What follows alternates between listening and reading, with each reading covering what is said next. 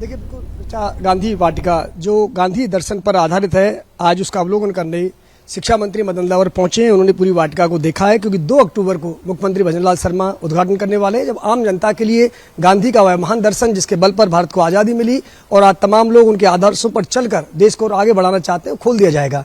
लेकिन क्या मिला मदन दिलावर जी को, उनसे बात करते हैं। मदन जी, आज आपने पूरा निरीक्षण किया है वाटिका का, हम भी आपके साथ रहे, क्या पाया आपने?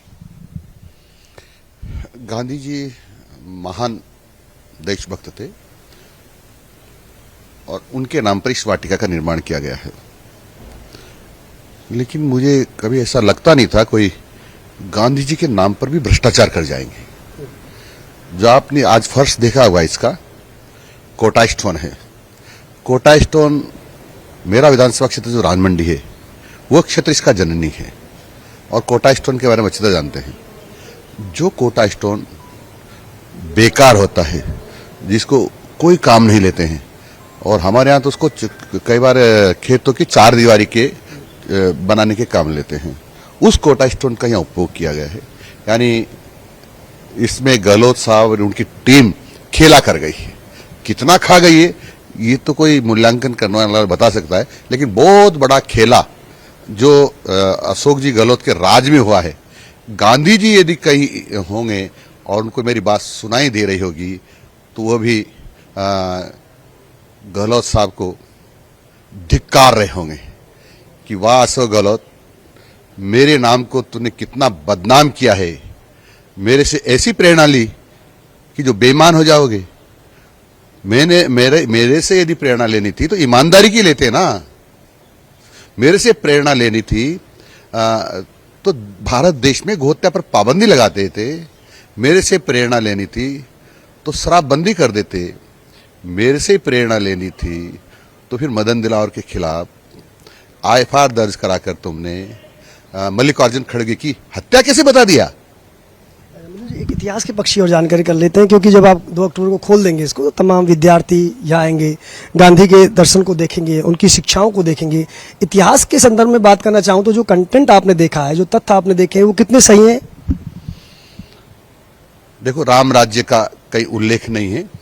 जो गांधी जी का एक सपना था, उसका उल्लेख कहीं भी नहीं है। गौ माता की हत्या पर पाबंदी लगेगी, उसका चित्रण कहीं भी नहीं है। कांग्रेस को समाप्त कर देना चाहिए, अब उस समय कहा गांधी जी ने, उसकी चर्चा कहीं नहीं है। स्वदेशी अपनाना चाहिए, उसकी चर्चा कहीं नहीं है। देश हमारा स्वच्छ रहना चाहिए, इसकी चर्चा कहीं नहीं है। यानी गांधी जी के सिद्धांतों की हत्या कर दी है अशोक जी गहलोत ने।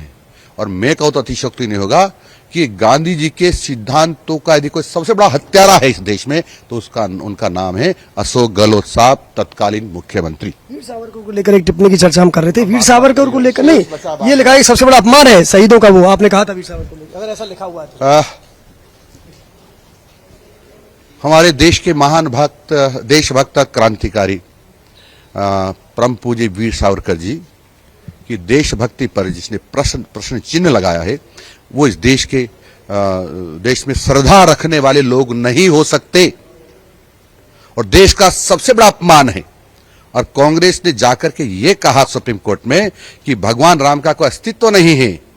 यानी हमारे मंदिरों का अपमान, हमारे देशवासियों का अपमान, हमारे देश के सारे ग्रंथों का अपमान, रामायण जी का अपमान, गीता का अपमान, और गीता का अपमान का मतलब गांधी जी का भी अपमान। इसलिए इस सब का अपमान करने वाली कांग्रेस अब जल्दी से जल्दी विदा हो रही है। और कांग्रेस समाप्त इसलिए हो रही है कि उनका पापों का घड़ा भर गया है। चलते चलते मदन जी एक सवाल, क्योंकि आप गाड़ी तक पहुंचे, उतना समय आपके पास है, क्या अब सरकार किस तरह करेगी? आपने कहा कंटेंट भी गलत है, भ्रष्टाचार भी हुआ है, तो जो कंटेंट गलत है, एक्सपर्ट राय देंगे जो होगा। एक्सपर्ट कमेटी बनाई, वो माननीय मुख्यमंत्री जी सोचेंगे। ये थे शिक्षा मंत्री मदन दिलावर, जिन्होंने निरीक्षण के बाद एक बड़ी बात कही है कि गांधी वाटिका में भ्रष्टाचार हुआ और कहीं ना कहीं ऐतिहासिक तथ्यों के साथ भी छेड़छाड़ की गई है।